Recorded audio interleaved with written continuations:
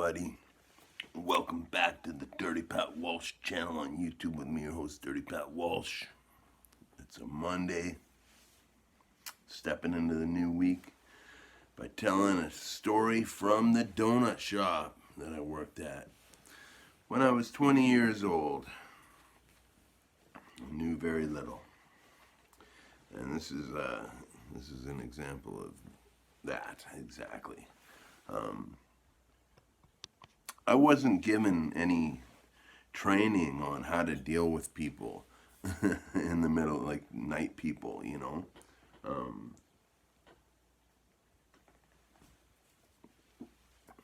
I wasn't shown how to cope with people who had mental illnesses I didn't understand and had never experienced before.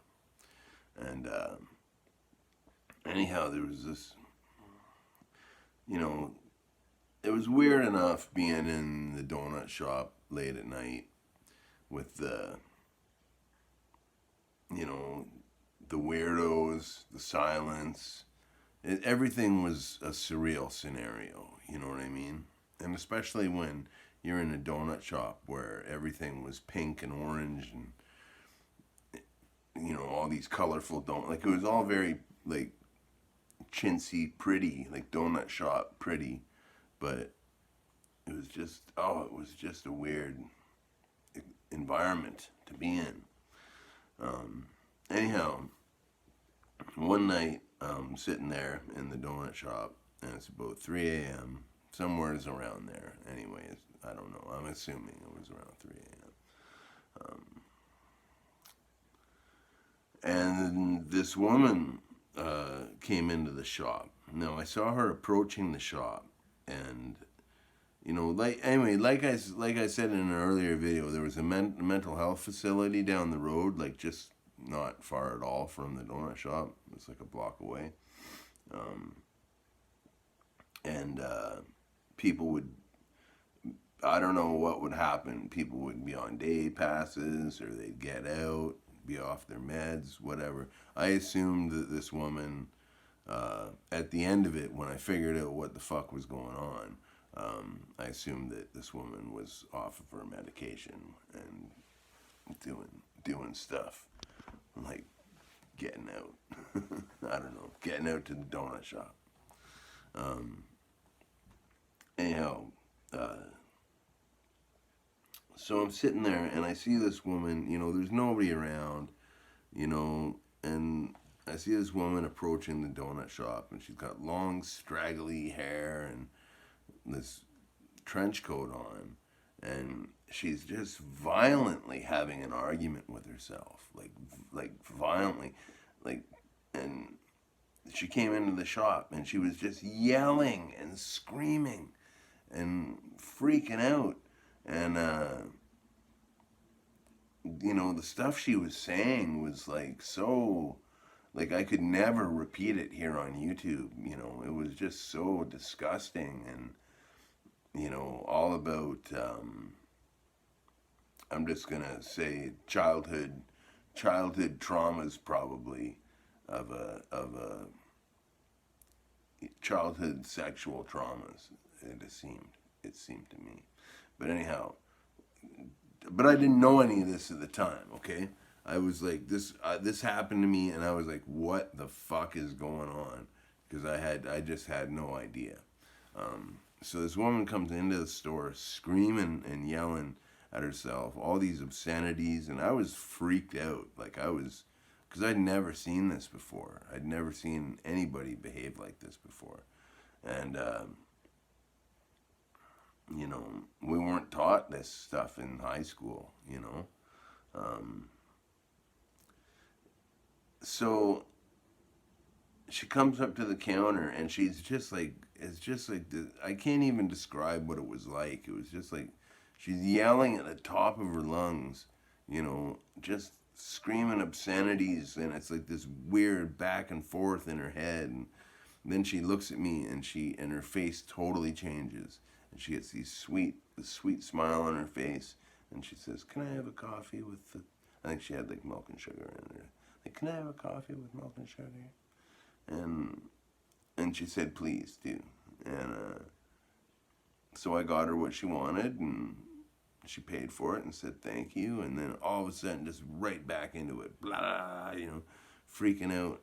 And I'm just like, wow, man, this is like the most surreal night of my life.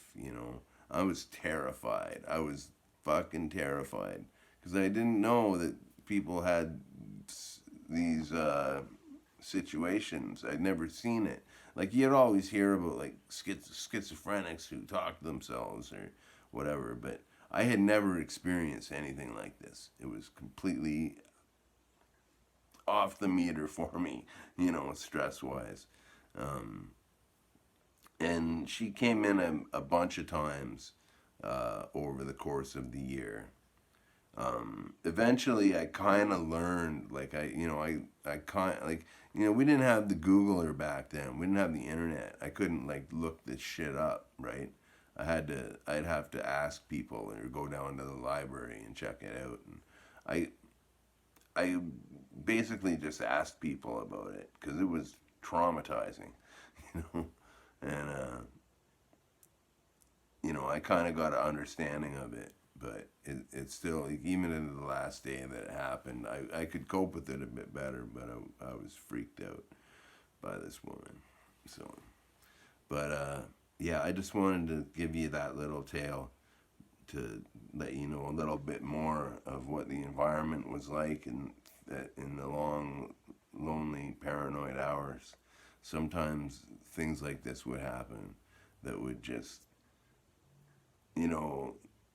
like things, you think of things that could happen, like someone could come and rob me, I'd know how to deal with that, basically I'd give them the money and hopefully they wouldn't shoot me,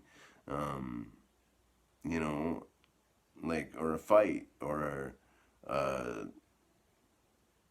and pretty much anything else I could have dealt with better than this, because it was just mind-blowingly weird to me. But no, I've got a better understanding of it now, and certainly no hate towards people who suffer these conditions at all. Yeah, I really, I think about this woman often, and hope she's okay. Hope she's, she was quite young, apparently, it seemed, anyway, when I would see her. She looked to be about 40, maybe 30, mid-30s to 40. But I hope she's feeling better. And I never knew her name, but, here's to her. You taught me a serious fucking life lesson over the course of that year, whoever you are. But yeah, it was something else. Anyhow, thanks for watching, ladies and gentlemen. Everybody else, no matter where you fall, no matter how you define yourself, all are welcome here at the Dirty Pal Walsh channel.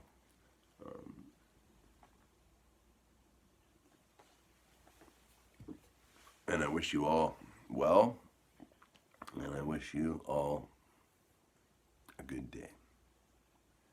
Bye now. Be well.